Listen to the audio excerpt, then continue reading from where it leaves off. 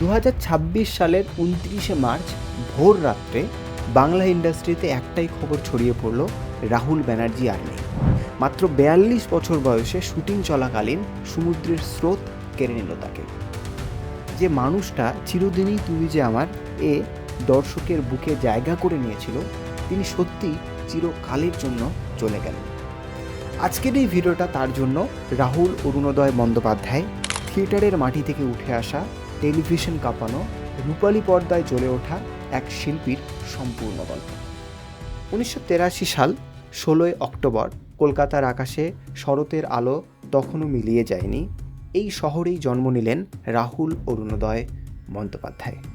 পোশাকি নাম অরুণোদয় বন্দ্যোপাধ্যায়, পর্দার নাম রাহুল ব্যানার্জি, কিন্তু যারা চিনতেন তাদের কাছে তিনি শুধু রাহুল। তার বাড়িটা একটু আলাদা ছিল, সেখানে রান্নাঘরের পাশেই ছিল মঞ্চের গন্ধ। বাবা বিশ্বনাথ বন্দ্যোপাধ্যায় ছিলেন থিয়েটার কর্মী।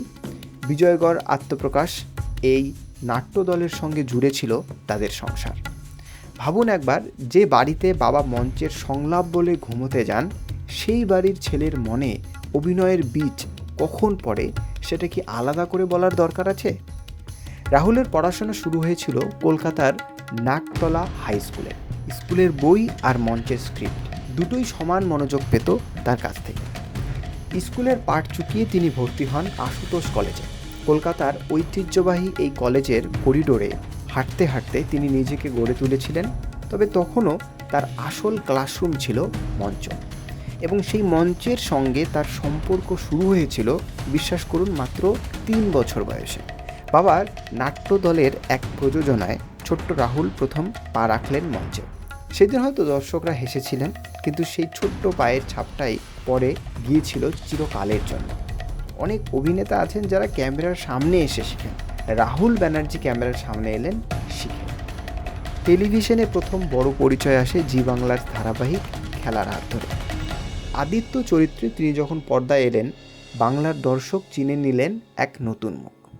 এরপর একের পর এক তুমি আসবে বলে, স্বপ্ন উড়ান, অর্ধাঙ্গিনী, স্টার জলসা থেকে জি বাংলা, চ্যানেলের পর চ্যানেলে ছড়িয়ে পড়ল রাহুলের মুখ। কিন্তু টেলিভিশন ছিল শুধু শুরু, তার স্বপ্ন ছিল বড় পর্দা। আর সেই স্বপ্ন পূরণ হতে বেশি দেরি হয়নি। 2008 সাল পরিচালক রাজ চক্রবর্তী যখন বাংলা সিনেমার নতুন ঢেউয়ের নাম, তখন তার হাতে একটা স্ক্রিপ্ট, চিরদিনই তুমি যে আমার। আর এই ছবির নায়ক হলেন রাহুল ব্যানার্জি, বিপরীতে প্রিয়াঙ্কা সরকার। এই ছবিটা শুধু হিট হয়নি, এটা হয়েছিল একটা সাংস্কৃতিক মুহূর্ত। বাংলার ঘরে ঘরে মানুষ গুনগুন করছিলেন এই ছবির গান। মাল্টিপ্লেক্স থেকে পাড়ার হলে উপচে পড়া ভিড়। রাহুল ও প্রিয়াঙ্কার অনস্ক্রিন কেমিস্ট্রি দর্শকদের মনে এমনভাবে গেঁথে গেল যে এই জুটিকে ঘিরে তৈরি হলো এক আলাদা প্রত্যাশা। এই সাফল্যের স্বীকৃতি এলো পুরস্কারের আকারেও। আনন্দলোক সেরা অভিনেতা পুরস্কার। এই সম্মান বলে দিল বাংলা সিনেমা তাকে কতটা আপন করে নিয়েছে। একজন সত্যিকারের শিল্পী কখনো এক ছাঁচে আটকে থাকেন না। রাহুলও থাকেননি। প্রেমিকের ছবি থেকে বেরিয়ে তিনি হাত বাড়ালেন আরও জটিল, আরও গভীর চরিত্রের দিকে। 2012 সালে নহন্যতে এই ছবিতে তার অভিনয় সমালোচকদের নজর কাড়ল। প্রমাণ হলো রাহুল শুধু বাণিজ্যিক সিনেমার নায়ক নন। 2016তে জুলফিকার এই ছবিতে প্রসেনজিৎ চট্টোপাধ্যায়ের মতো কিংবদন্তির সঙ্গে পর্দা ভাগ করে নেওয়া। 2019-এ রাজলক্ষ্মী ও শ্রীকান্ত, শরৎচন্দ্রের সাহিত্যের জগতে নিজেকে মিলিয়ে দেওয়া। আর ওটিটি যুগে নতুন প্রজন্মের কাছে সমান পরিচিতি হয়ে উঠলেন রাহুল।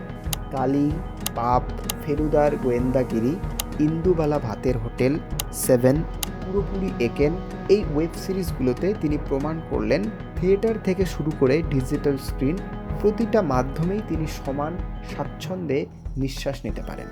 টেলিভিশনের শেষ দিককার কাজ, লালকুঠি আর দেশের মাটি, এই দুটো সিরিয়ালেও তার অভিনয় পেয়েছিল ব্যাপক সাড়া। পর্দার বাইরে রাহুলের জীবনেও ছিল একটা গল্প। খেলার সেটে যে মেয়েটির সঙ্গে পরিচয় হয়েছিল, তার সঙ্গে পর্দায় জুটি বেঁধে দর্শকদের মন জয় করেছিলেন, সেই প্রিয়াঙ্কা সরকারকেই বেছে নিলেন জীবনসঙ্গিনী হিসেবে। 2010 সালে তাদের বিয়ে হলো। বাস্তবের আর পর্দার দুই জগতেই তারা হলেন বাংলার পছন্দের জুটি। তাদের সংসার আলো করে এলো এক পুত্র সন্তান। পরে সম্পর্কে কিছুটা টানাপোড়েনের কথা শোনা গেছে সংবাদ মাধ্যম থেকে। আলাদা থাকার খবরও এসেছিল, তবে সন্তানের প্রতি দায়িত্বে তারা সবসময় এক ছিলেন, এটুক বলাই যথেষ্ট। 2026 সাল মার্চ মাসের শেষ, উড়িষ্যা সীমান্তবর্তী তালের সারি দীঘার কাছাকাছি একটা সমুদ্র তীর, একটি প্রজেক্টের শুটিং চলছিল সেখানে। রাহুল ছিলেন ইউনিটের সঙ্গে। 28 থেকে 29 মার্চের মধ্যরাতে শুটিংয়ের ফাঁকে সমুদ্রে লাফালেন তিনি। হঠাৎই সেই স্রোত আর ছাড়েনি। বাংলা বিনোদন জগৎ সকালে উঠে যে খবর পেলেন, সেই খবর বিশ্বাস করতে পারলেন না কেউ।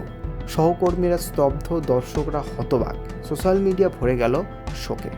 যে মানুষটা মাত্র কদিন আগেও সেটে ছিলেন, ক্যামেরার সামনে সংলাপ বলছিলেন, তিনি আর নেই, মাত্র 42 বছর বয়সে।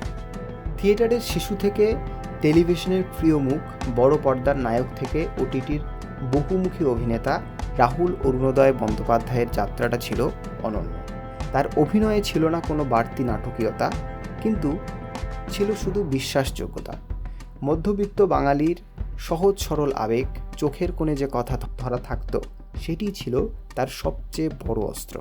450টি মঞ্চ নাটকের অভিজ্ঞতা, চিরদিনই তুমি যে আমারের প্রেমিক, জুলফিকারের শক্তিশালী চরিত্র, ইন্দুবালা ভাতের হোটেলের পরিপক্ক অভিনয়, সব মিলিয়ে একটা সম্পূর্ণ শিল্পীর ছবি।